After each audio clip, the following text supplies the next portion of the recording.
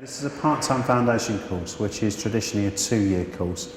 Our first year is a level 2 qualification, our second year is a level 3/4 qualification. We have about 43 students in the first year.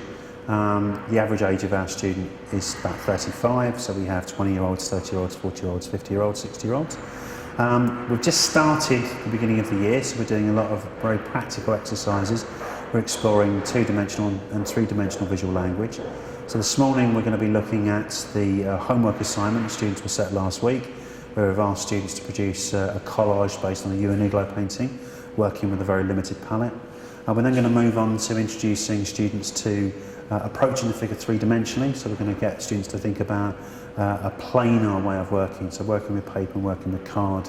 And we're going to be thinking about interpreting the figure rather than trying to produce a model of the figure. You know, in the very first week when we got you to do the insulation tape exercise, we talked about the rectangle and the specificalities of that rectangle.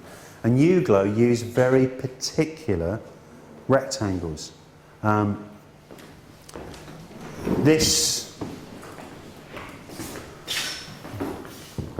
painting here, who did this collage, by the way? That's a cracking bit of collage work, Becca. That's a very, very precise bit of collage, a really beautiful bit of collage. It's very, very good, actually. But that painting, do you know what it's called? Root 5 nude. It's a root 5 nude. What's a root 5 nude? Does anybody know what a root 5 is? Proportion. No, mouse. Yes. Look like it was 2 squares. If you draw a square, now I'm going to do a freehand square at the moment, so this is probably not a perfect square. If you draw a square, regardless of that length, whatever that length is, if you divide that by that, what's the number that you're going to get? Square. Well, double. No. Whatever that length is. Square root 1. Square root. 1.